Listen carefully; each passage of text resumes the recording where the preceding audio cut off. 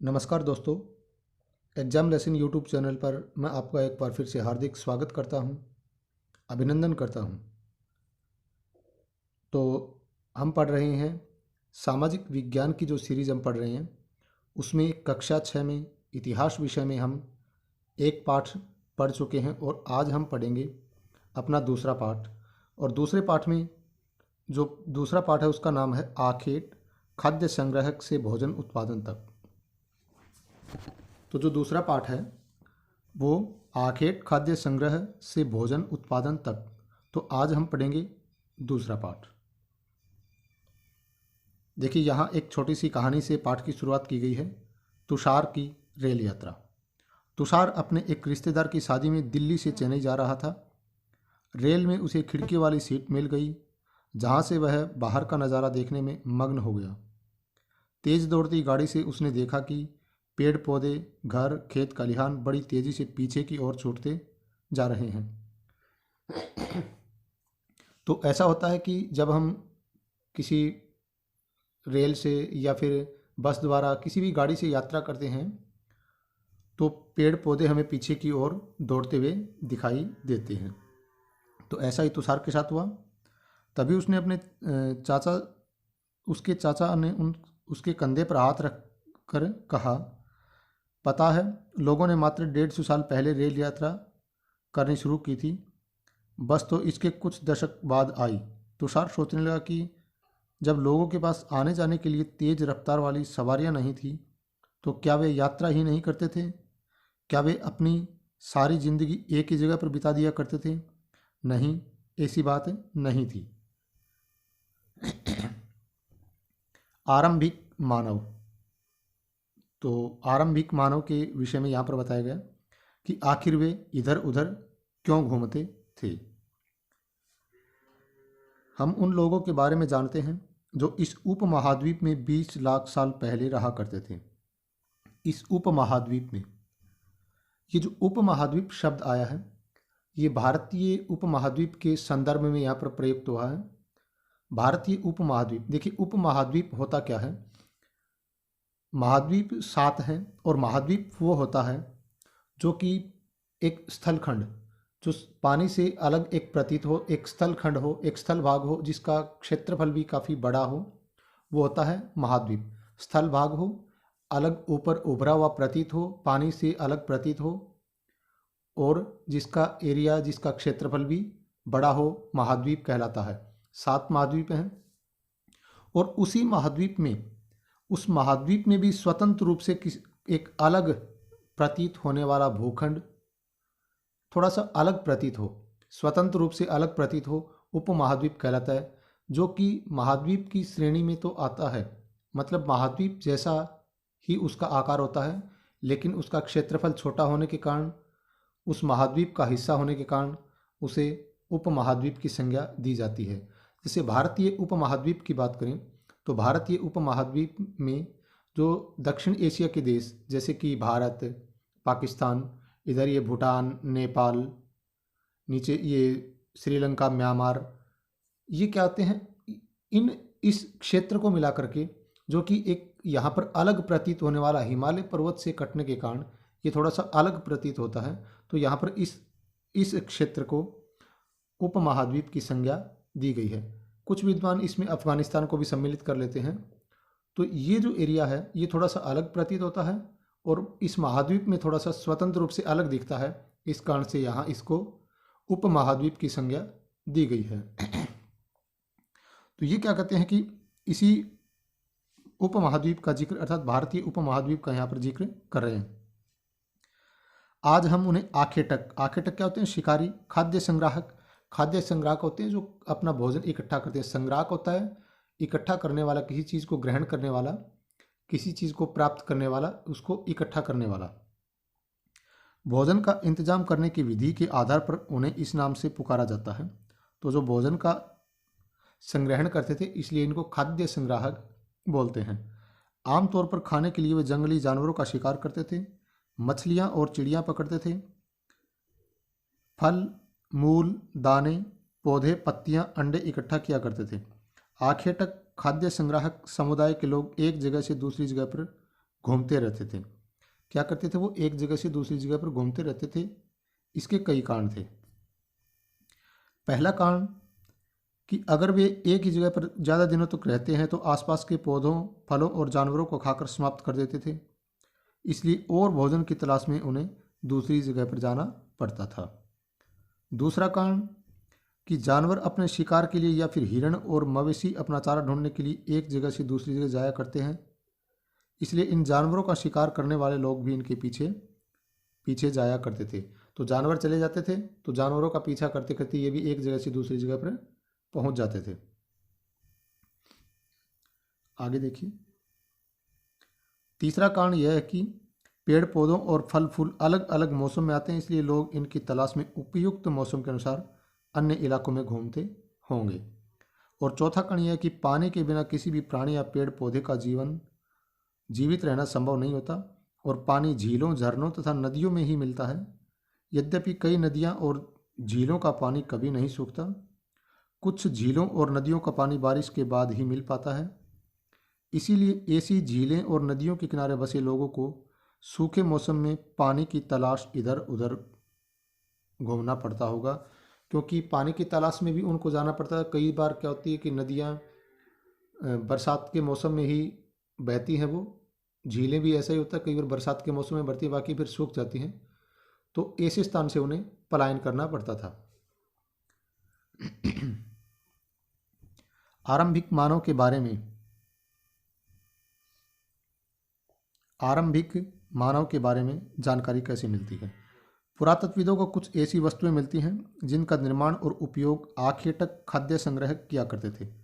ध्यान रखना, आखेटक होते हैं जो शिकार करने वाले शिकारी, खाद्य संग्रह और भोजन इकट्ठा करने वाले, अपने भोजन ग्रहण करने वाले खाद्य संग्राहक। यह संभव है कि लोगों ने अपने काम के लिए पत्थरों, लकड़ियों और हड्डियों के औजार बनाए हों। इनमें से पत्थरों के औजार आज भी बचे हैं। इनमें से कुछ औजारों का उपयोग फल फूल काटने, हड्डियों और मांस काटने तथा पेड़ों की छाल और जानवरों की खाल उतारने के लिए किया जाता था।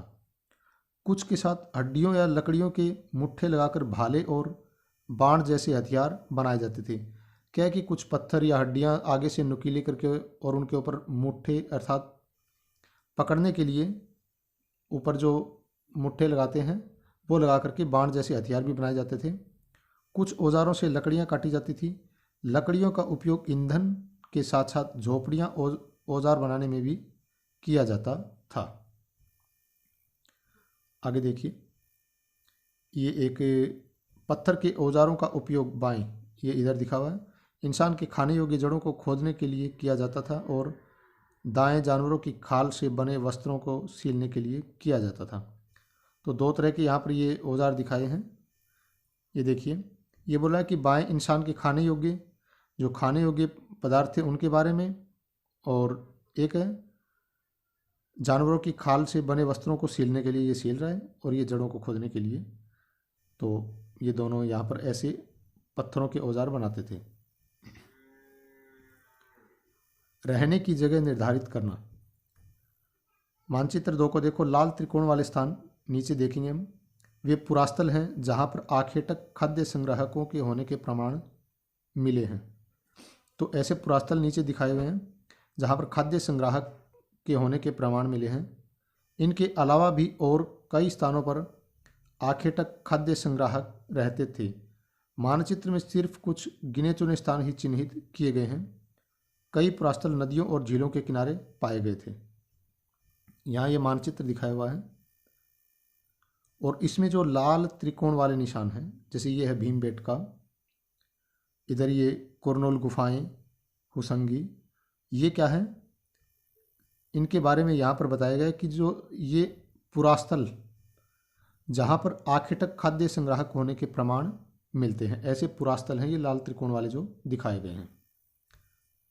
तो ये मानचित्र है, आप इसका स्क्रीनशॉट लेकर के देख भी सकते हैं।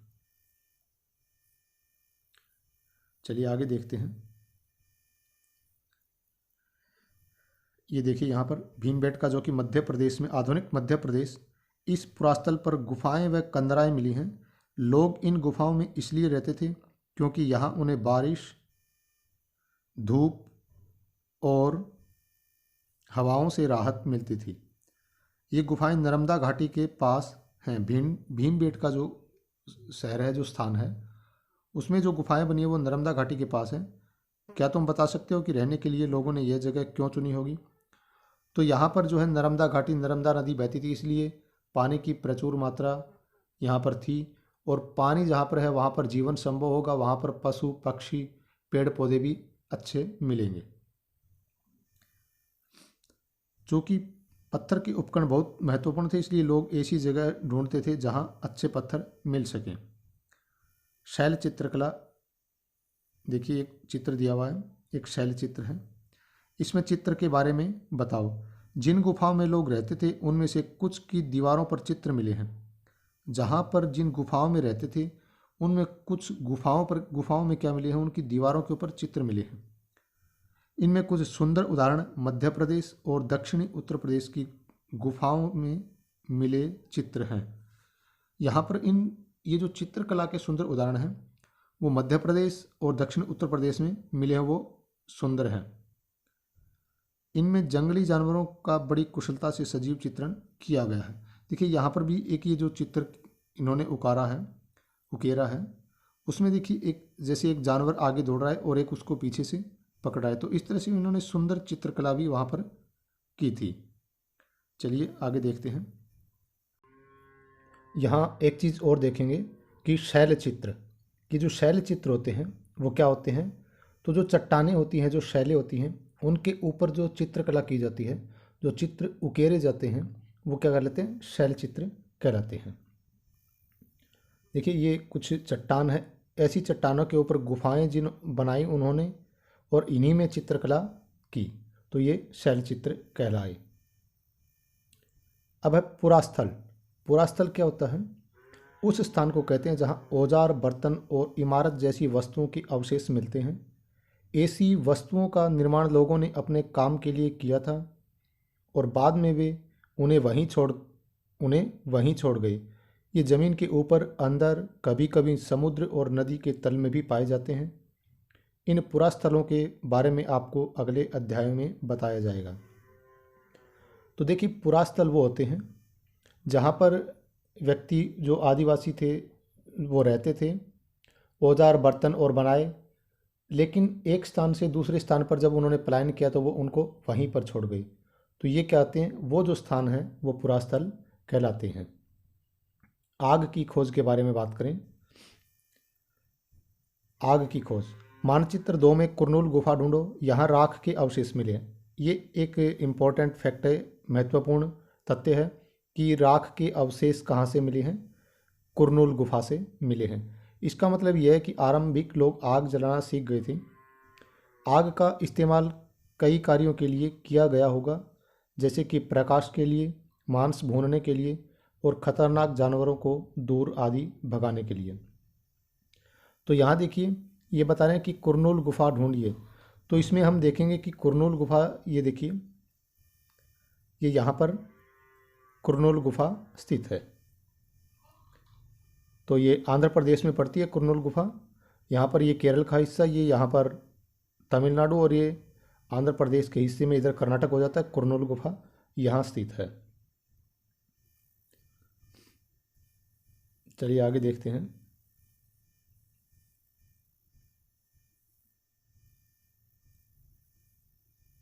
यहाँ पर खेती, अब देखते हैं यहाँ आग की खोज का नाम और तिथियाँ। नाम और तिथियाँ, जिस काल के बारे में हम पढ़ रहे हैं, पुरातत्वविदों ने उनके बड़े बड़े नाम रखे हैं। आरंभिक काल के वे पुरापाषाण काल, आरंभिक काल को वे पुरापाषाण काल कहते हैं। तो जो आरंभिक काल है उसको वो क्या कहते हैं, पुरापाषाण काल। अब पुरापाषाण काल कैसे कहते हैं? पुरा का तात्पर्य होता है प्राचीन और पाषाण का अर्थ होता है पत्थर।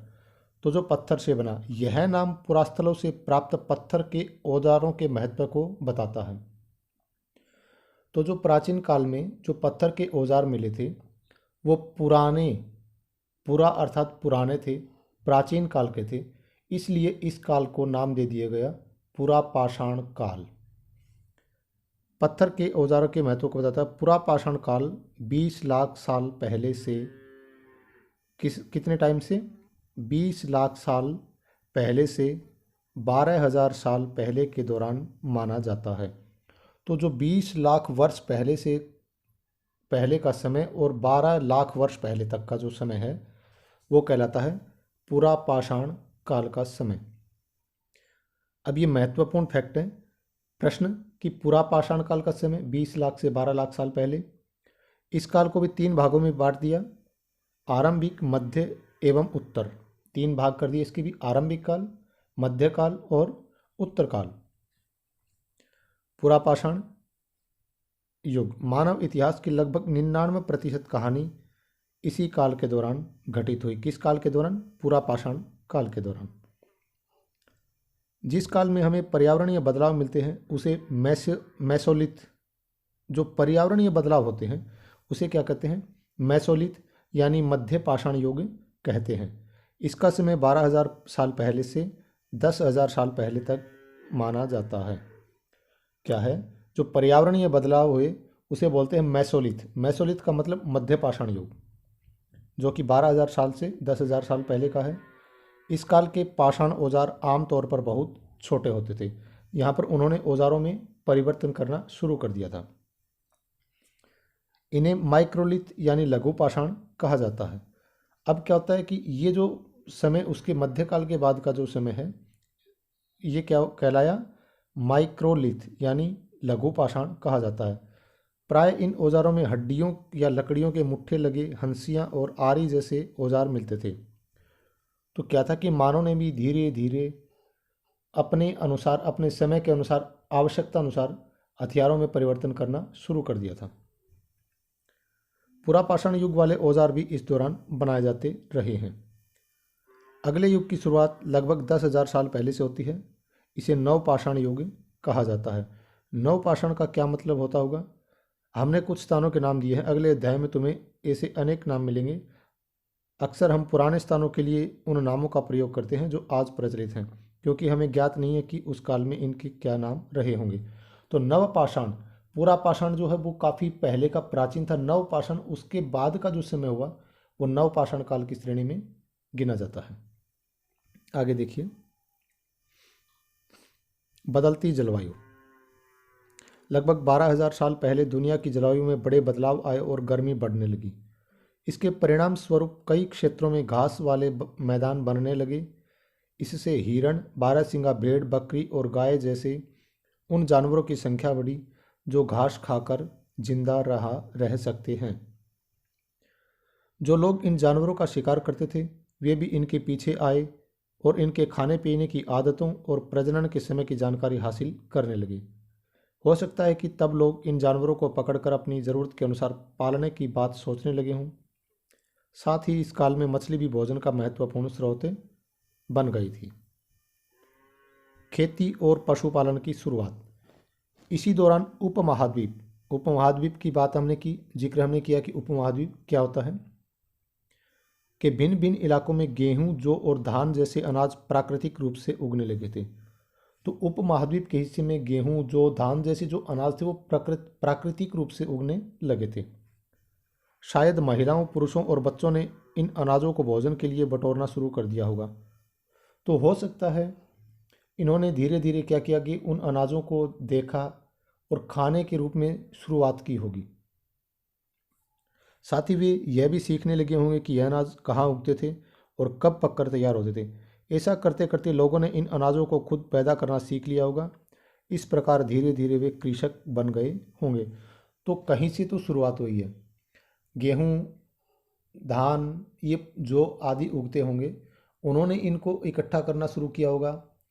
किस तरह से? पहले हो सकता है कि कच्चा खाया, पका के खाया, किसी भी तरह से जब उनको स्वादिष्ट लगे तो धीरे धीरे इनकी खेती करनी शुरू कर दी होगी और वे कृषक बनते गए होंगे। इसी तरह लोगों ने अपने घरों के आसपास चारा रखकर जानवरों को आकर्षित कर उन्हें पालतू बनाया होगा। सबसे पहले जिस जंगली जानवर को पालतू बनाया गया वह कुत्ते का जंगली पूर्वज था। तो सबसे पहले पालतू जिस पशु को बनाया गया था वो कुत्ते को बनाया गया था। कुत्ते का ही जंगली पूर्वज था वो। धीरे धीरे लोग भेड़, बकरी, गाय और सूअर जैसे जानवरों को अपने घरों के नज़दीक आने को उत्साहित करने लगे। ऐसे जानवर झुंड में रहते थे और ज़्यादातर घास खाते थे। अक्सर लोग अन्य जंगली जानवरों के आक्रमण से इनकी सुरक्षा किया करते थे और इस तरह धीरे धीरे वे पशुपालक बन गए होंगे। अब देखिए बसने की प्रक्रिया। ये जो बसने की प्रक्रिया के बारे में, लोगों द्वारा पौधे उगाने और जानवरों की देखभाल करने के लिए बसने की प्रक्रिया का नाम दिया गया है। लोग क्या करते थे, पेड़ पौधे उगाते थे, जानवरों की देखभाल करते थे, तो इसको क्या गया कि बसने की प्रक्रिया। अपनाए गए ये पौधे तथा जानवर अक्सर जंगली पौधों तथा जानवरों से भिन्न होते हैं। इसकी वजह यह है कि बसने की प्रक्रिया की दिशा में अपनाए गए पौधों या जानवरों का लोग चयन करते हैं। उदाहरण देखिए, उदाहरण के तौर पर क्या बता रहे हैं। लोग उन्हीं पौधों तथा जानवरों का चयन करते हैं जिनके बीमार होने की संभावना कम हो। यही नहीं, लोग उन्हीं पौधों को चुनते हैं जिनसे बड़े दाने वाले अनाज पैदा होते हैं, साथ ही जिनकी मजबूत डंठलें अनाज के पके दानों के भार को संभाल सके। ऐसे पौधों के बीजों को संभाल कर रखा जाता है ताकि फिर से उगाने के लिए उनके गुण सुरक्षित रह सकें। उन्हीं जानवरों को आगे प्रजनन के लिए चुना जाता है जो आमतौर पर अहिंसक होते हैं, जो अहिंसक जानवर होते हैं।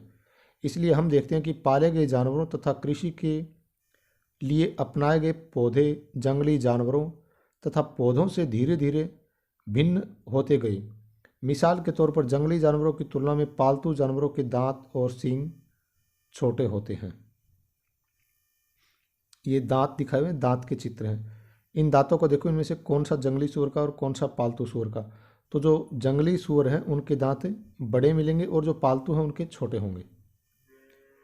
बसने की प्रक्रिया पूरी दुनिया में धीरे धीरे चलती रही। यह करीब 12,000 साल पहले शुरू हुई। वास्तव में आज हम जो भोजन करते हैं वो इसी बसने की प्रक्रिया की वजह से है। कृषि के लिए अपनाई गई सबसे प्राचीन फसलों में गेहूं तथा जौ आते हैं। उसी तरह सबसे पहले पालतू बनाए गए जानवरों में कुत्ते के बाद भेड़ बकरी आते हैं। तो जो बसने की प्रक्रिया थी वो ये थी कि उन्होंने जानवरों को पालना शुरू कर दिया, पेड़ पौधों की रक्षा करनी शुरू कर दी, जानवर जो पालतू जानवर थे उनकी रक्षा करनी शुरू कर दी थी। सबसे पहले कुत्ते को पालतू बनाया गया, उसके बाद भेड़ बकरी। इसी तरह से अनाज की बात करें तो गेहूं जो उगाना शुरू किया था, उसके बाद और अनाज शुरू किए थे। तो आज के लिए इतना ही पढ़ेंगे। कक्षा 6 का जो पाठ 2 है उसमें पहला पाठ हमने आज इतना ही पढ़ेंगे। इस पार्ट में आगे की शुरुआत, आगे जो है दूसरा पार्ट यहाँ से हम पढ़ेंगे कि एक नवीन जीवन शैली। तो आप इस वीडियो को अच्छी तरह से देखें। इसमें जो फैक्ट आते हैं, जो मुख्य पॉइंट, उनको हम अच्छी तरह से याद करेंगे ताकि ये जो फैक्ट हैं ये परीक्षा की दृष्टि से काफ़ी महत्वपूर्ण हैं। अगर आप रीट की एग्ज़ाम की तैयारी करें तो आपके लिए बुक्स काफ़ी महत्वपूर्ण साबित होंगी। तो आज के वीडियो में इतना ही। मिलते हैं एक अगले वीडियो में। तब तक के लिए आप सभी का धन्यवाद।